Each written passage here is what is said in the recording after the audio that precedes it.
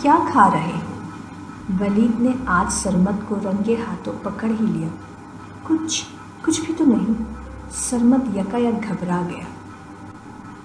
مجھے معلوم ہے کہ تمہارے منہ میں چھالیا ہے، کیونکہ میں نے تمہاری جیب سے گرا ہوا خالی ریپر دیکھ لیا تھا، لہٰذا اب مزید جھوٹ بولنے کی ضرورت نہیں ہے۔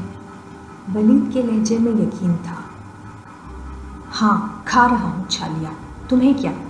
اب سرمد ٹھٹائی سے بولا۔ اور اب تم میری جاسوسی بھی کرنے لگے ہو؟ مجھے کئی دن سے تم پر شک تھا کہ تم کچھ الٹی سیدھی چیز کھا رہے ہو، لہٰذا اس کی تصدیق کے لیے تم پر نظر رکھنی ضروری تھی۔ ولید کے لہجے میں سچائی تھی۔ اچھا، اب تم مزید لیکچر دینے مت بیٹھ جانا، اس کام کے لیے ہمارے اساتذہ ہی کافی ہیں۔ سرمد نے اکھڑے لہجے میں اس کے آگے ہاتھ جوڑے اور اسکول گیٹ کی جانب بڑھ گیا۔ ولید اور سرمد کئی سال سے اچھے دوست اور ہم جماعت تھے، ایک ہی محلے میں رہتے تھے۔ دونوں کا تعلق اچھے پڑھے لکھے مہذب گھرانوں سے تھا۔ کچھ روز سے سرمد تفریح کے وقفے میں واش روم جانے کے بہانے سے اکثر غائب رہنے لگا تھا۔ یہ سلسلہ جب کئی دن جاری رہا اور ولید سرمد کے منہ سے تیز اور ناگوار بو محسوس ہوئی، اس کے دانتوں کا رنگ بھی بدلا لگا تو اسے شک ہوا۔ پھر سرمد کی جیب سے گرا ہوا ریپر دیکھ کر اسے یقین ہو گیا۔ ولید اسی پریشانی کے عالم میں گھر پہنچا۔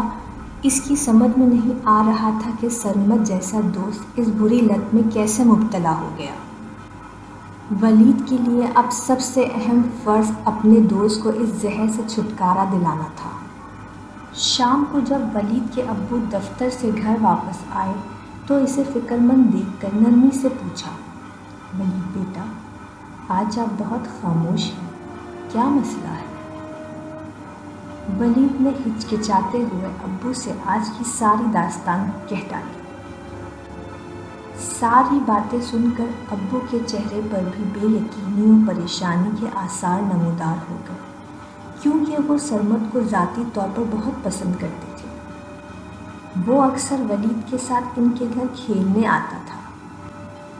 انہوں نے ولید کو یقین دلایا کہ جلد ہی ہم سرمد کو اس بری عادت سے نجات دلانے کے لیے کچھ نہ کچھ کریں گے۔ وہ بھی اپنے ابو کو اس معاملے سے آگاہ کر کے کافی حد تک مطمئن تھا کہ ابو کوئی نہ کوئی حل ضرور نکال دیں گے۔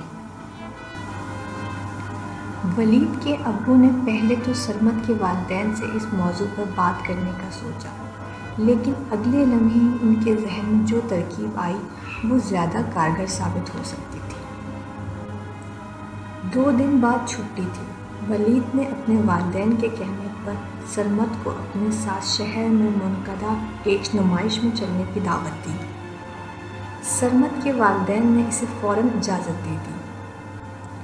نمائش سے واپسی پر ابو نے گاڑی ایک اسپتال کے سامنے روک دی تو سرمد نے سوالیہ نظروں سے ان کی جانب دیکھا۔ ابو نے بتایا، دراصل مجھے اپنے ایک ڈاکٹر دوست سے ملنا ہے، تم دونوں بھی چاہو تو میرے ساتھ اندر آ جاؤ، کیونکہ گاڑی کا AC خراب ہے اور باہر کافی گرمی ہے۔ دونوں بچے گرمی کی تپش محسوس کرتے ہوئے گاڑی سے اتر کر اسپتال کی جانب بڑھ گئے۔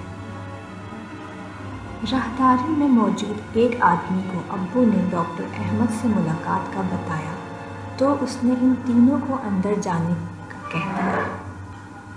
اندر داخل ہوئے تو انہیں وہاں مختلف وارڈز نظر آئے۔ کچھ دروازوں کو چھوڑ کر ولید کے ابو ایک وارڈ میں داخل ہو گئے۔